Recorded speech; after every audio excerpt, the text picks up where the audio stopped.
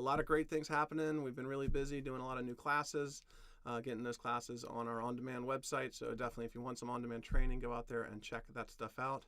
Hey, look. New t-shirts. Yay. You got t-shirts. So I got some Royal Wise t-shirts coming out.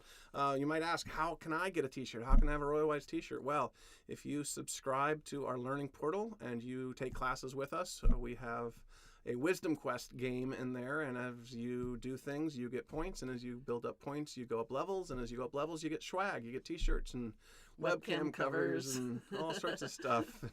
Get cool owl-named Royal Owl names and stuff. Yep. So not so bad. Yeah, you can even get free appointments with us too. Hey, that sounds like a supportive thing to do. Yeah. So that's really cool. Now there's something happening in the Royal Wise world. Just people know we're hiring a new employee. So we're getting our second employee, and we're going to hire a full-time marketer. So we're going to try to really get some more people in our classes. So again, feel free to talk about us and share our website with your family members, especially your parents, parents across the country that want to know more about iPhones and iPads and laptops and anything Apple. That's wonderful referral for me, so feel free to pass us around and let people know. Also, we're doing support all over the place now. We're not stuck just doing support in Portland anymore because we're remote and using Zoom. I'm supporting people in Denver and Northern California and the East Coast and stuff like that. So if you've got family members that are in other parts of the country and they don't have good support for Apple, and or if they happen to be a small business person, QuickBooks, we're here for you, and we'd love to help and support those folks. Yeah, geography is no longer an issue in this day and age, and so if you've found our support helpful and our trainings helpful, refer your friends and family from wherever they live. Yeah, and I was even just in my happy hour talking about how we're using Zoom all the time. Of course, we're Zooming with people, but I've been leveraging FaceTime on my iPhone quite a bit to fix printers and to fix wireless networks and stuff. Like, I can't see, so we FaceTime and flip the camera, and I can see everything they're seeing, and it's actually been a learning. I'm learning how to do that. It's been really, really fun. So let's flip over to the QuickBooks side of the world. Alicia, what's going on in the Intuit world? Well, one of the things that I've noticed, and this is actually just my own personal observation, is that I have occasion where I log in through my accountant's portal, but then I have had a couple occasions recently where I've needed to log into clients' files using their master administrative account, and I have noticed something, that the interface is beginning to diverge, whereas it used to be one unified workflow for business owners and bookkeepers or accounting professionals. I'm beginning to see things show up on the business owner side that we don't see on the accountant's side. And so when I'm offering support, sometimes I'm giving them instructions, and that thing that they're looking for isn't there. But even more interesting to me than that is the fact that I'm seeing now opportunities for business owners to gain their business services right through Intuit's website, right through QuickBooks Online, so that it's just one big one-stop shop for everything from health insurance, liability insurance, capital, loans, a new e-commerce integration, insurance, all sorts of things. And there are offers that are inside the portal itself. And I've kind of played with them a little bit, like, applying for health insurance just to see what the rates are. And it's been interesting that, for instance, the silver health insurance that we have now versus what was in QBO, it was mostly the same, but it was a little bit different. It was actually $20 less in QuickBooks Online, but the copay amount was different. And so it didn't quite make sense for me to go that route, but most of it was parable, and it was just a little bit different. But for ease of use, just in the same way that, when I'm using QuickBooks Payments, the percentage rate might be a little bit higher, but the ease of use for having it all integrated saves me a bundle in time and fees. I suspect it's the same kind of thing. Like, I used the HR portal, which was completely free, no charge. And so as we're getting ready to hire this new employee, I was able to actually go in and make myself an employee handbook and make onboarding checklists and take advantage of all kinds of legal education about the employee.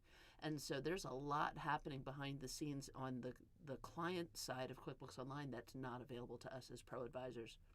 You did all that in QuickBooks? All of that inside QuickBooks Online. Oh, I thought QuickBooks was accounting software. Yeah, I kind of did too. That's what's really interesting about this, is that Intuit is really trying to branch out and help owners by making it all encompassing, which is pretty interesting. That's pretty pretty cool. wild.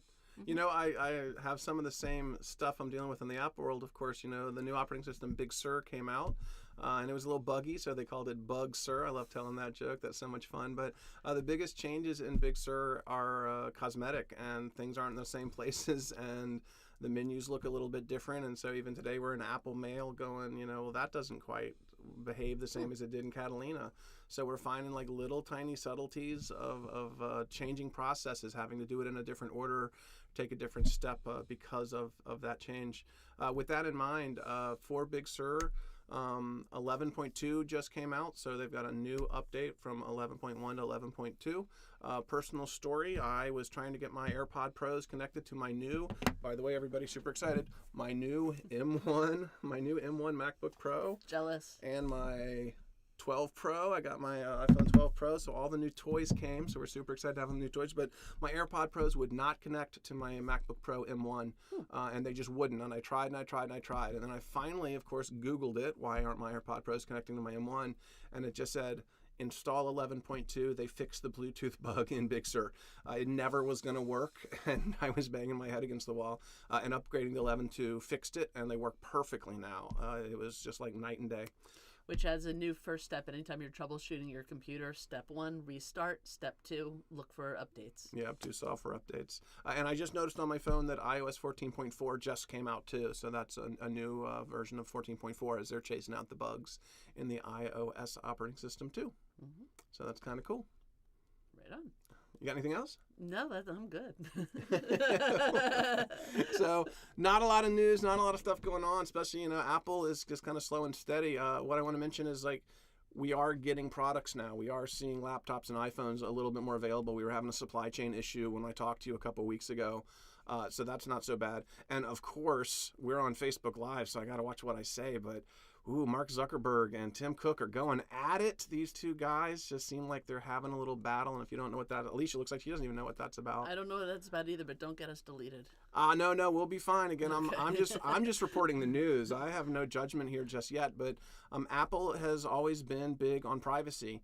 And one of the things that they're doing in their Safari web browser on the iPhone and on the Mac OS version too is not allowing websites to track what you're doing on other websites. You know, like passing the Google Pixel or the Facebook Pixel so that people can tell when you open this email or when you go to this website. There goes our entire marketing plan. Well, that's how Facebook ads work, right? Facebook ads know that you went to this website, then the ad shows up in your stream. And Apple is blocking that because they feel like it's a privacy issue, and people have been asking for more privacy support. And Mark Zuckerberg said very clearly when he was talking to all the employees of Facebook that he does not appreciate Apple, and it's going to affect their bottom line because they make their money through advertising dollars. And so if they're going to limit the way data is shared in the back end so that people can use it for advertising profiling, then that's going to affect Facebook. But Tim Cook came back and said, like, look, this is what our people want. This is what our company stands for. Apple's always been pro-privacy. Apple's gone on record saying, we don't really want your information. That's not how we make our money. We sell equipment. We don't need to sell data. Does that mean that my Facebook feed is now going to be full of ads for, like, monster trucks instead of dragons?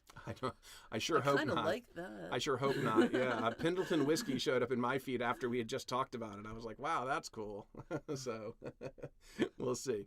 Okay, with that, Alicia, Jamie, RoyalWife.com, thanks for spending a little time here live from the Owl's Nest. We're going to be doing this every other Thursday, about every the first and third Thursday at around 2:15 or so, 2:15, 2:30. So come back and see us. All right, see you in a couple weeks. Okay, thanks, guys.